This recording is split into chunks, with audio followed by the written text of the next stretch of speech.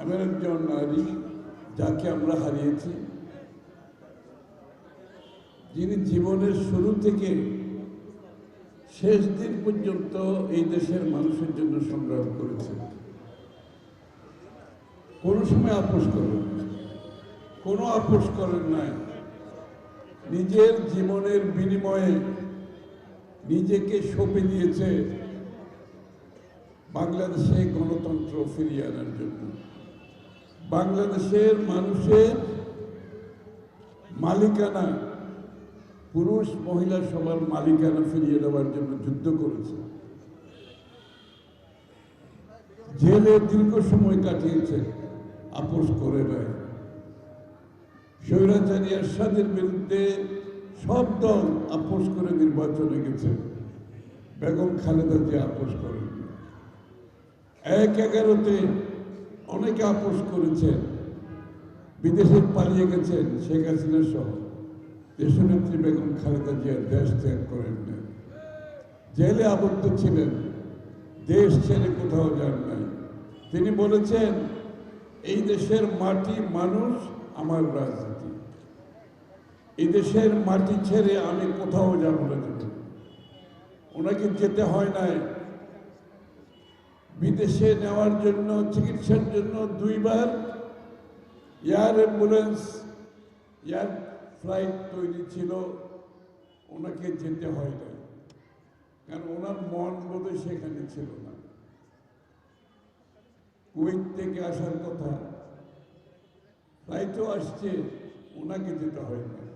আবার জার্মানি থেকে ambulance, air ambulance আসার কথা, সেই অ্যাম্বুলেন্স ওনাকে যেতে হয় না, কারণ ওনার মন এই দেশ ছেড়ে যাওয়ার কোনো ইচ্ছা ছিল না। ওনার এখানেই মৃত্যুবরণ করেছে, এখানেই জন্ম, এখানেই মৃত্যু।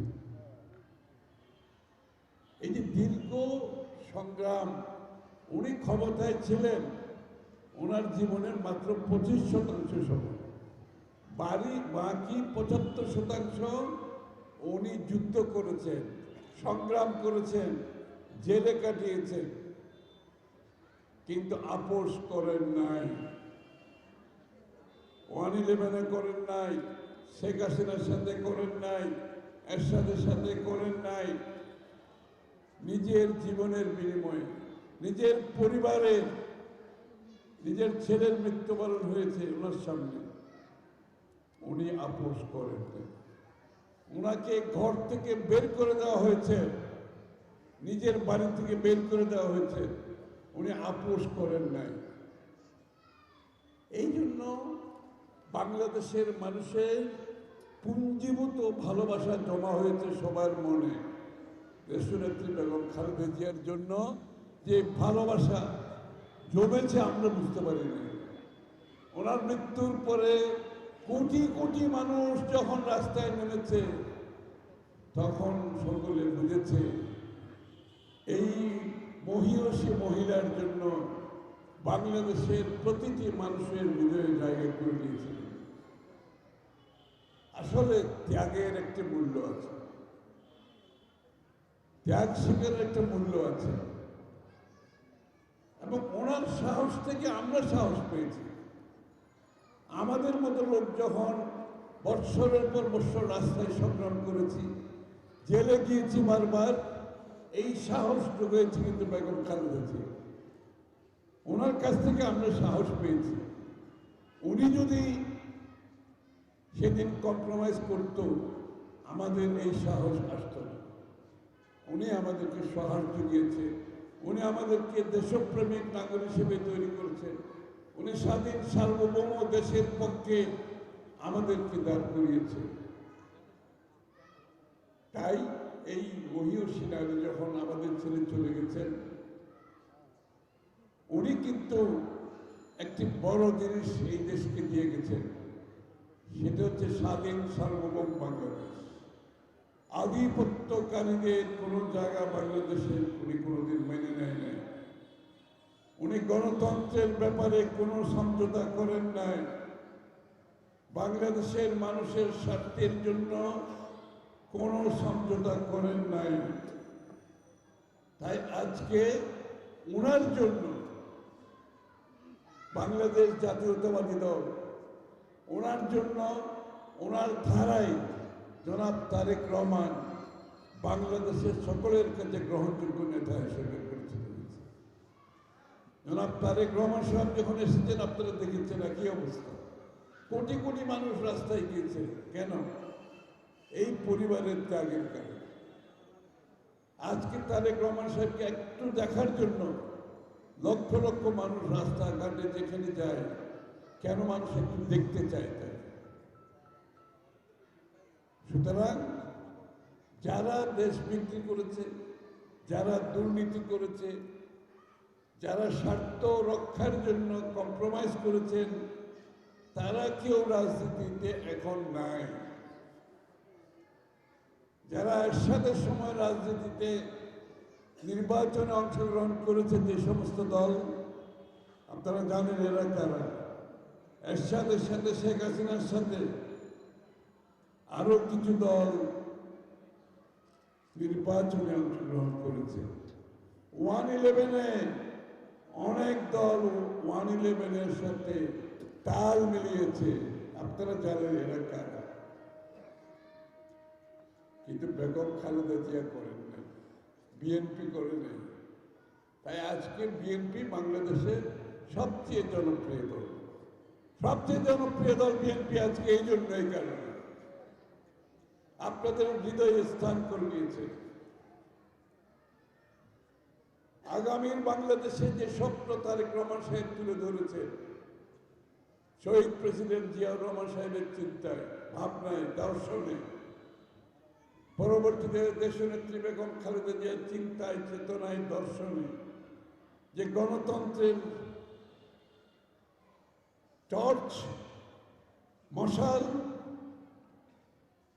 শহীদ প্রেসিডেন্ট জিয়াউর রহমান সাহেব বেগম জিয়াকে দিয়েছেন, বেগম জিয়া তারেক রহমানকে দিয়েছেন। এই মশাল, গণতন্ত্রের মশাল নিয়ে আজকে তারেক রহমান সাহেব এগিয়ে যাচ্ছেন। আমরা তার সাথে এগিয়ে যাচ্ছি, সমস্ত দেশ এগিয়ে যাচ্ছে। এর কোনো বিকল্প বাংলাদেশে আর নাই। আমি তো একটু আগে বলেছি বিভিন্ন প্রেক্ষাপটে কাজের কি ভূমিকা ছিল। আর দেশনেত্রী বেগম খালেদা জিয়া, জিয়াউর রহমান, তারেক রহমান নিজের জীবনকে ক্ষতি করেছে, নিজের ভাইকে হারিয়েছে, নিজের মাকে হারিয়েছে, আপোষ কিন্তু কেউ করেন না। তাই আজকে সেই আপোষহীন নেত্রীর ছেলে আরেক আপোষহীন নেতা তারেক রহমানের হাতে আগামীর বাংলাদেশের যে রূপরেখা দেশের সামনে তুলে ধরেছেন, প্রত্যেকটি মানুষের জন্য আগামীর রূপরেখায় জায়গা সৃষ্টি করা হয়েছে।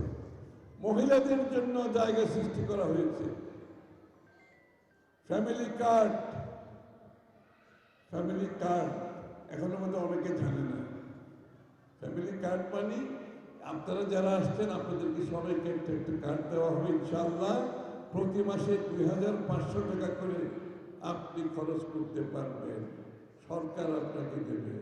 এই কার্ডের মাধ্যমে, এই কার্ডের টাকা আপনার স্বামীর টাকা না, আপনার ছেলের টাকা না, আপনার মেয়ের টাকা না।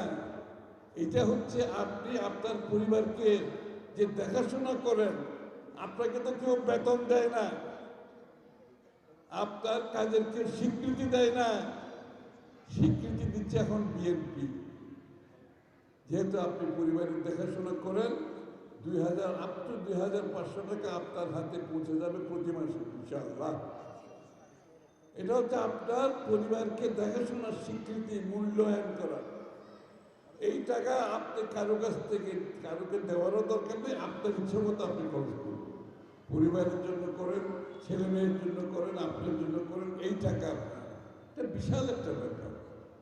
রাষ্ট্রের অনেক বড় অঙ্কের টাকা এটার জন্য দিতে হবে। কিন্তু দেশনেত্রী বেগম খালেদা জিয়া, তারেক রহমান সাহেব বলেছেন, মহিলাদের এই সম্মান আমাকে দিতে হবে, মহিলাদের সম্মান দিতে হবে। যারা ঘর চালাচ্ছে তাদেরকে কেউ বেতন দেয় না। তারাও তো ইচ্ছে করলে দিয়ে ফ্যাক্টরিতে কাজ করতে পারত, তারাও তো অফিসে কাজ করতে পারত, কিন্তু ওরা পরিবার চালাচ্ছে।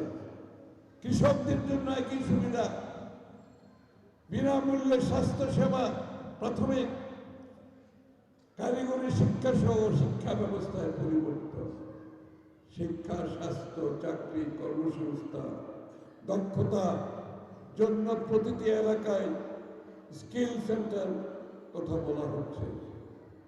18 মাসে 1 কোটি লোকের চাকরি, সব চিন্তা ভাবনা করে করা হয়েছে। তাই আজকে আমি আর কিছু বলবো না, আপনাদেরকে বলবো ঐক্যবদ্ধভাবে জাতিকে ঐক্যবদ্ধ রাখতে হবে। সরকার একা কিছু করতে পারে না, সরকারের পার্টনারশিপ দরকার। সরকারের সাথে আপনারা কাজ করবেন, আপনারা সবাই মিলে সরকার হবেন। ওই সরকার একা ওখানে আর আমরা এখানে, এটা আর দিন হবে না। এখন সরকার মানে আপনারাও সরকার, আপনাদের ক্ষমতায়ন হচ্ছে আগামীর রাজনীতি। তারেক রহমান সাহেবকে একটা উঁচা চেয়ার দেওয়া ছিল বসার জন্য, খেয়াল করছেন আপনারা? ঢাকার মিটিংয়ে ওনাকে বসার জন্য একটা উঁচা চেয়ার দেওয়া হয়েছিল। উনি বলছেন উঁচা চেয়ার সরিয়ে দাও, আপনারা যে চেয়ারে বসছেন আমার জন্য একই চেয়ার। উনি বাসে করে গেছেন, ওই বড় জিপে চড়ে মাথায় হাত নাড়ে নাই, বাসে চড়ছে। উনি ট্রাফিক লাইটে ড্রাইভারকে বলছেন ট্রাফিক লাইটে দাঁড়াও, তুমি কোথায় যাচ্ছ? ট্রাফিক লাইট দাঁড়াইতে হবে, সবাই দাঁড়াচ্ছে, আমি কেন দাঁড়াবো? এই যে ভাবনা, এই নতুন চিন্তা নেতা, আমি ক্ষমতাবান, আমি সব কিছু করতে পারি, এই ধারণা থেকে বেরিয়ে আসতে হবে। এইটাই হচ্ছে আগামী বাংলাদেশের রাজনীতি। জনসাধারণের সুবিধার্থে যেটা দরকার সেটা করতে হবে, এর বাইরে যাওয়ার সুযোগ হবে না। কেউ ক্ষমতা নেবে, ক্ষমতা বলতে কিছু নাই, এটা হচ্ছে দায়িত্ব। রাষ্ট্র চালানো হচ্ছে দায়িত্ব, এটা ক্ষমতা না। এটা ভুলে যেতে হবে ক্ষমতার রাজনীতিতে। কেউ ক্ষমতাবান হবে না, বাংলাদেশের মানুষ একমাত্র ক্ষমতাবান। আপনারা বাংলাদেশের মালিক, আপনারা ক্ষমতাবান। আর কোনো কারো ক্ষমতা বলতে কিছু নেই, বাকিরা দায়িত্ব পালন করবে। সরকারের কাজ হচ্ছে দায়িত্ব পালন করা, ক্ষমতা না। এই নতুন রাজনীতি, আগামীর রাজনীতি, ইনশাআল্লাহ বড় পরিবর্তন বাংলাদেশে আসবে। আপনারা আমার নেত্রীর জন্য দোয়া করবেন, দেশের নেত্রী বেগম খালেদা জিয়ার জন্য দোয়া করেন, জিয়াউর রহমান সাহেবের জন্য দোয়া করেন, তারেক রহমান সাহেবের জন্য দোয়া করেন। আপনাদের দোয়াই আগামীর বাংলাদেশে সকলকে নিয়ে আগামীর বাংলাদেশ। ওই যে বলেছে রেইনবো নেশন, রেইনবো মানে কি? রংধনু, রংধনুর দেশ। এখানে অনেক রকম রং আছে, হিন্দু, মুসলমান, বৌদ্ধ, খ্রিস্টান, পাহাড়ি, সমতল। এখানে অনেক সংস্কৃতি আছে, এখানে ভাষা আছে, কিন্তু সবাইকে নিয়ে বাংলাদেশ। বাংলাদেশি জাতীয়তাবাদ, সবাইকে নিয়ে বাংলাদেশ। সকলের সমান, সকলের সমান অধিকার, সকল বাংলাদেশের নাগরিক। এর বাইরে গিয়ে দেশকে সামনের দিকে এগিয়ে নিয়ে যাওয়া সম্ভব হবে না। আপনারা দোয়া করবেন নেত্রীর জন্য, দোয়া করবেন তারেক রহমান সাহেবের জন্য। আগামীর বাংলাদেশ যেই রূপরেখা নিয়ে আমরা এগোচ্ছি, আমরা যাতে আপনাদের কাছে হাসি মুখে ফিরে রাখতে পারি, হাসি মুখে ফিরে আসতে পারি। আপনাদের মুখেও সেই হাসি আমরা দেখতে চাই, সেই হাসি যাতে আপনাদের মুখে ফুটে আগামীতে আমরা দেখতে চাই। সবাইকে ধন্যবাদ। সালাম।